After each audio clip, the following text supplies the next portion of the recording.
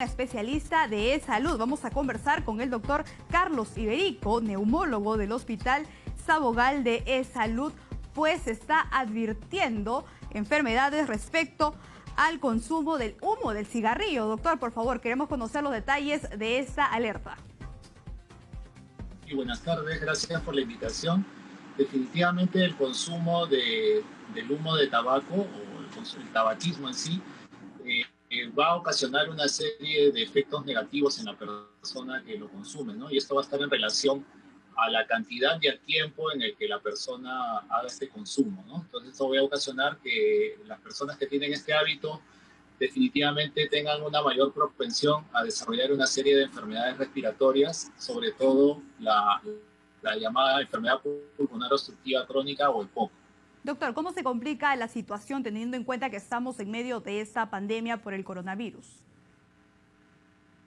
No, definitivamente lo que ya es conocido es que aquellas personas que son fumadoras y que son portadoras del diagnóstico de EPOC van a tener un mayor riesgo de no solamente de enfermar de COVID-19, sino que también de desarrollar una enfermedad mucho más severa si los comparamos con aquellas personas que no continúan fumando o con aquellas personas que no tienen EPOC. Así es, doctor. ¿Y cuáles son los síntomas que una persona empieza a sentir respecto a este tema? ¿Cómo podemos estar alertas?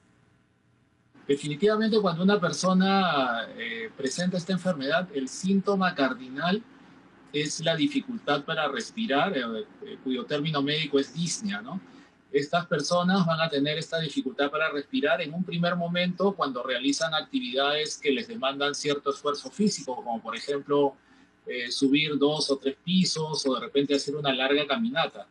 Pero conforme la enfermedad progresa, entonces esta disnea, esta dificultad para respirar, se va a ir presentando con menores esfuerzos, ¿no? Hasta cuando ya la enfermedad está muy avanzada, los pacientes pueden presentar una disnea al menor esfuerzo, es decir, simplemente, por ejemplo, al afeitarse, al bañarse o al comer. Entonces, el síntoma cardinal de esta enfermedad, como repito, es la disnea, y muchos otros pacientes pueden acompañar esta disnea con la presencia de tos. Una tos que puede ser seca o una tos que puede ser productiva, es decir, una tos que produzca flema. Y esto puede ser confundido con otras enfermedades, como usted mismo lo señala, como una tos, como un resfrío. ¿Y en qué momento acudir a un especialista? Es importante tener presente el antecedente de la persona de consumir cigarrillos, ¿no? O sea, definitivamente una persona que tiene el hábito de consumo de tabaco y que lo tiene por un largo tiempo y que empieza a presentar estos síntomas, definitivamente la primera probabilidad de un diagnóstico que explique los síntomas que tiene esta persona es que sea esta llamada enfermedad pulmonar obstructiva crónica, ¿no? ¿Y cuál es De la misma manera, ¿perdón? ¿Y cuál es el tratamiento en este caso, doctor? Bueno, lo primero definitivamente es dejar de fumar, ¿no?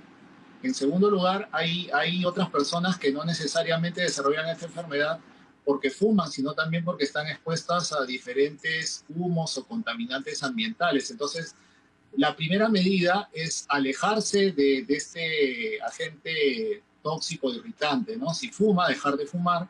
Si está expuesto a este tipo de contaminantes ambientales, alejarse de ello, ¿no? Luego de eso ya se verá de hacer el tratamiento farmacológico.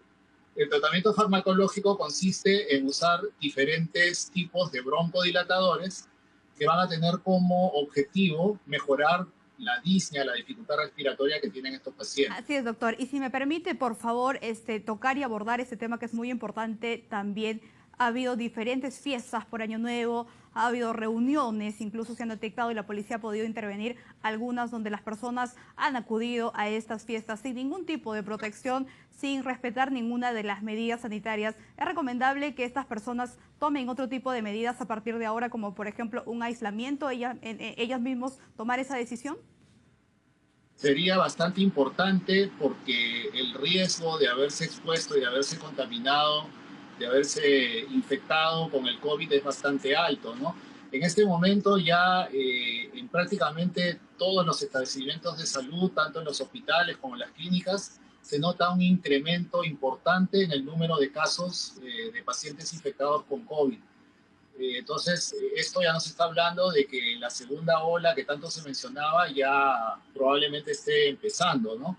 Entonces, todas estas conductas que usted describe, lamentablemente, van a repercutir seguramente en un incremento en el número de casos. Entonces, yo creo que lo que usted está mencionando es bastante adecuado. O sea, estas personas, si creen de que han estado expuestas de esta manera, entonces deberían de estar en alerta, deberían estarse controlando, deberían estar evaluando, por ejemplo, si tienen fiebre, deberían estarse evaluando si tiene un oxímetro de pulso, evaluar cómo está su saturación de oxígeno, para ver la posibilidad de que se presenten síntomas de alarma y en ese caso presentarse o acudir a la consulta médica, ¿no? Así es, doctor. Muchísimas gracias por estas recomendaciones, a tomar en cuenta también a todas estas personas que hayan acudido a alguna fiesta o reunión para prevenir la propagación del COVID-19. Muchísimas gracias al doctor Carlos Iberico, neumólogo del Hospital Alberto Sabogal de Salud, por esta entrevista.